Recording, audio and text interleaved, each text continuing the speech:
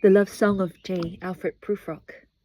The first 6 lines are taken from Dante's Inferno in Italian. Se io credesse che mia risposta fosse a persona che mai tornasse al mondo, questa fiamma staria senza più scosse. A perciò che giammai di questo fondo non tornò viva alcun. Se oro il vero, senza tema d'infamia ti rispondo.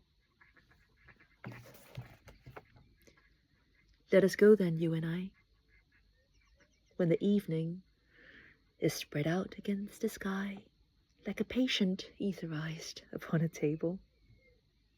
Let us go through certain half-deserted streets, the muttering retreats of restless nights, in one-night cheap hotels and sawdust restaurants with oyster shells, streets that follow like a tedious argument of insidious intent to lead you to an overwhelming question. Oh, do not ask what is it. Let us go and make our visit. In the room, the women come and go, talking of Michelangelo. The yellow fog that rubs its back upon the window panes. The yellow smoke that rubs its muzzle on the window panes, licked its tongue into the corners of the evening, lingered upon the pools that stand in drains, let fall upon its back the soot that falls from chimneys, slipped by the terrace, made a sudden leap, and seeing that it was a soft October night, curled once about the house and fell asleep. And indeed, there will be time for the yellow smoke that slides along the street, rubbing its back upon the window panes. There will be time. There will be time to prepare a face to meet the faces that you meet. There will be time to murder and to create, and time for all the works and days of hands that lift and drop a question on your plate. Time for you, and time for me, and time yet for 100 indecisions, and for 100 revisions and visions before the taking of a toast and tea. In the room, the women come and go, talking of Michelangelo. And indeed, there will be time to wonder, do I dare? And do I dare? Time to turn back and descend the stair with a bald spot in the middle of my hair.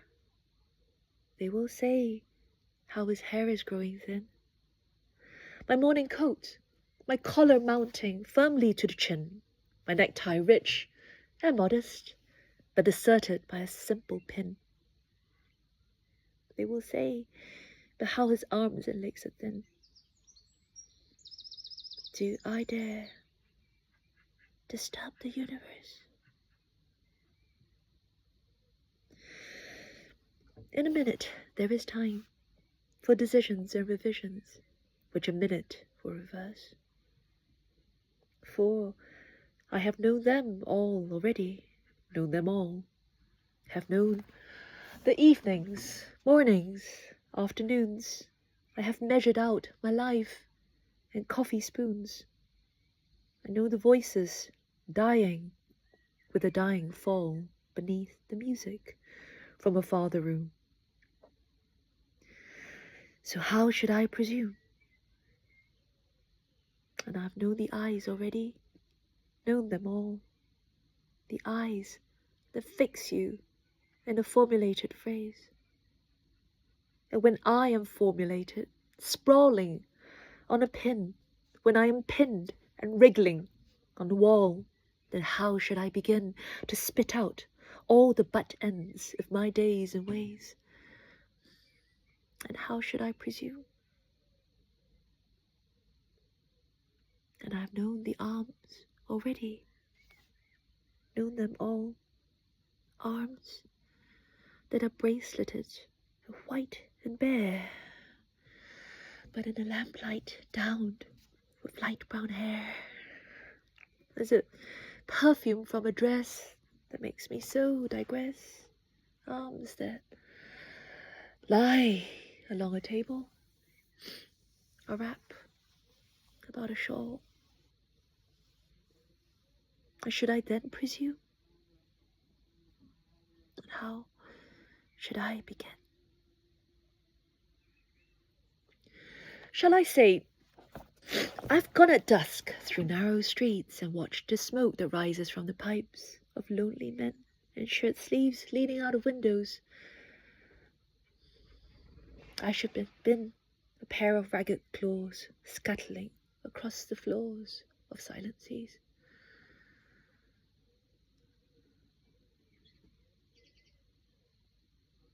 And the afternoon, the evening, sleeps so peacefully, smooth, my long fingers asleep, tired, or it malingers, stretched on the floor, here, beside you and me. Should I, after tea and cakes and ices, have the strength to force the moment to its crisis? But though I've wept and fasted, wept and prayed, though I have seen my head, grown slightly bald, brought in upon a platter, I am no prophet.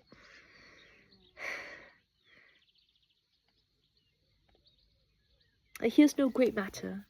I have seen the moment of my greatness flicker, and I have seen the eternal footman hold my coat and snicker. And in short, I was afraid.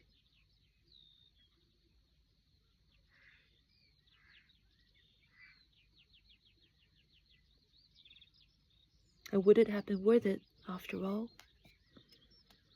After the cups, the marmalade, the tea, among the porcelain, among some talk of you and me,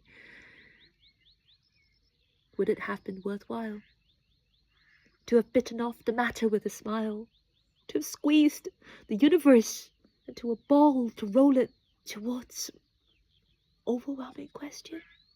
To say, I'm Lazarus come from the dead, come back to tell you all. I shall tell you all. If one, settling a pillow by her head, should say, oh, that's not what I meant at all. That is not it at all. And would it have been worth it, after all? Would it have been worthwhile, after the sunsets, and the dooryards, and the sprinkled streets, after the novels, after the teacups, after the skirts that trail along the floor, and this, and so much more? It is impossible to say just what I mean. But as if a magic lantern through the nerves and patterns on a screen, would it have been worthwhile if one settling a pillow or throwing off a shawl and turning toward the window should say, that is not it at all. That is not what I meant at all.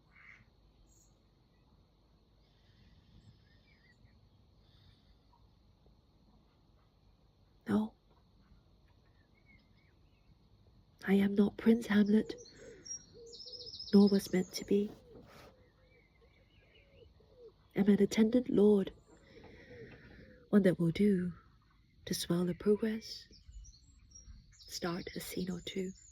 Advise the prince? No doubt, an easy tool, deferential, glad to be of use, politic, cautious, and meticulous, full of high sentence, but a bit obtuse at times. Indeed, almost ridiculous. Almost. At times. the full. I grow old. I grow old. I shall wear the bottoms of my trousers rolled. Shall I part my hair behind? Do I dare to eat a peach? I shall wear white flannel trousers and walk upon the beach. I've heard the mermaids singing, each to each. I do not think that they will sing to me. I have seen them riding seaward on the waves, combing the white hair of the wave blown back. When the wind blows the water white and black.